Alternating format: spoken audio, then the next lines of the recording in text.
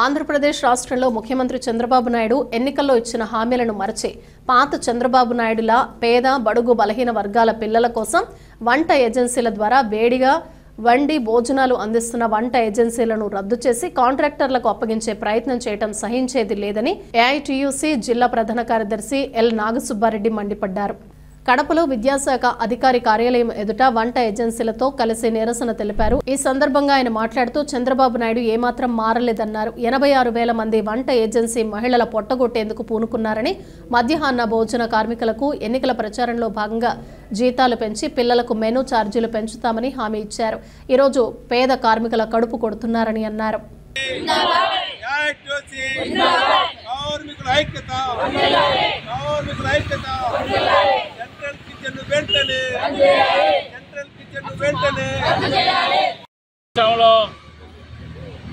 అధికారం లేకొచ్చినటువంటి చంద్రబాబు నాయుడు ప్రభుత్వం ఎన్నికల ముందు చేసిన వాగ్దానాలను మర్చి పాత చంద్రబాబు నాయుడు అవతారం ఎత్తి పేద బడుగు బలహీన వర్గాల పిల్లలకు వండే ఏజెన్సీల ద్వారా వేడిగా శుభ్రంగా వండి వార్చేటువంటి వంట ఏజెన్సీలను రద్దు చేసి కాంట్రాక్టర్లకు అప్పజెప్పేదానికి పూనుకున్నాడు. నేను మారిన మనిషి అని చెబుతున్నటువంటి చంద్రబాబు నాయుడు ఏమాత్రము మారలేదు.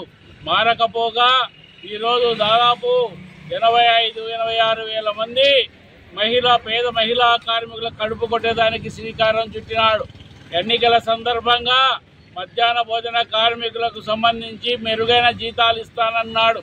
పిల్లలకు మధ్యాహ్న భోజనానికి సంబంధించి మెనూ ఛార్జీలు పెంచుతానన్నాడు. ఎవరికి ఏ ఆపద వచ్చినా ఆదుకుంటానన్నాడు. కానీ పేద కార్మికుల కడుపు కొడతా ఉన్నాడు. ఈరోజు అదే సందర్భంలో పేద బడుగు బలహీన వర్గాల పిల్లలు చదువుతున్నటువంటి ప్రభుత్వ పాఠశాలలను సంబంధించి కాంట్రాక్టర్లకు అప్పచెప్తా ఉన్నాడు. అధిక వేడిలో వండినటువంటి వంటలు సంబంధించి నాణ్యత లేవని, నాణ్యత ఉండవని, పోషకాలు పోతాయని చెప్పేసి జస్టిస్ ఉమాదేవి కమిషన్ రిపోర్ట్ ఇవ్వడం జరిగింది. ఆ పద్ధతిలో వంటలు చేయరాదని చెప్పేసి పిలుపు చెప్పడం జరిగింది. అదే పద్ధతిలో చంద్రబాబు నాయుడు ఈరోజు కొనసాగిస్తూ ఉన్నాడు. ఎవరి కోసం? కాంట్రాక్టర్ల కడుపు నింపేదాని కోసం. ఎవరి కోసం? వంది మాగదులకు ఈరోజు కాంట్రాక్టర్లు అప్పచెప్పేదాని కోసం ప్రయత్నం చేస్తూ ఉన్నాడు. కాబట్టి పేద బడుగు బలహీన వర్గాల పిల్లల అభ్యున్నతి కోసం నిజంగానూ పాటుపడేవాడివైతే వంట ఏజెన్సీలను కొనసాగించాలి. పేద మహిళా కార్మికుల కొరకు కృషి చేసేవాడివైతే వంట ఏజెన్సీలను కొనసాగించాలి. అదే సందర్భంలో మిమ్మల్ని నేను తీసేయలేదు కదా, కొనసాగిస్తున్నాను కదా అని చెప్తా ఉన్నాడు. 3,000 రూపాయలతో ఏ విధమైనటువంటి పద్ధతిలో బతుకుతారో లెక్క చెప్పాలి చంద్రబాబు నాయుడు తాగేటువంటి నీళ్ల ఖరీదెంత, ఆయన వాడేటువంటి ఆహారం ఖరీదెంత. కానీ ఒక కుటుంబం 3,000 రూపాయలతో నెలంతా బతకాలంట. ఎట్లా బతుకుతారో ఆయన చేసి చూపిస్తే అర్థమవుతుంది. కాబట్టి ఇటువంటి కళ్ళవల్లి మాటలు, పనికిమాల మాటలు మానుకొని ఈ ప్రభుత్వం వెంటనే కదిలి ఈరోజు వారి జీతాలు పెంచండి.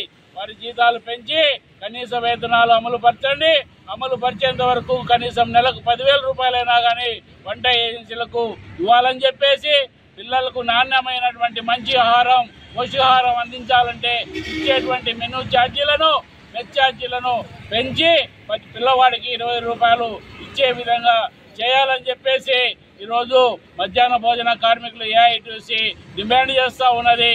లేని ఎడల ఇది కడప జిల్లాలో పైలట్ ప్రాజెక్టుగా తీసుకొని స్మార్ట్ కిచెన్లు ఏర్పాటు చేస్తూ ఉన్నారు. ఈ స్మార్ట్ కిచెన్ల వెంటనే రద్దు చేయాలి. లేకపోతే రాష్ట్ర వ్యాప్తంగా మధ్యాహ్న భోజన కార్మికులు చలో అసెంబ్లీ లేదా చలో లోకేష్ నాయుడు చంద్రబాబు నాయుడు అని చెప్పేసి పిలుపు ఇవ్వాల్సినటువంటి వస్తుందని చెప్పి తెలియజేస్తున్నాము. కాబట్టి వెంటనే మధ్యాహ్న భోజన కార్మికులు కొట్టకుండా స్మార్ట్ కిచెన్లు రద్దు చేయాలని చెప్పేసి ఏఐటీయూసీ డిమాండ్ చేస్తూ ఉన్నది.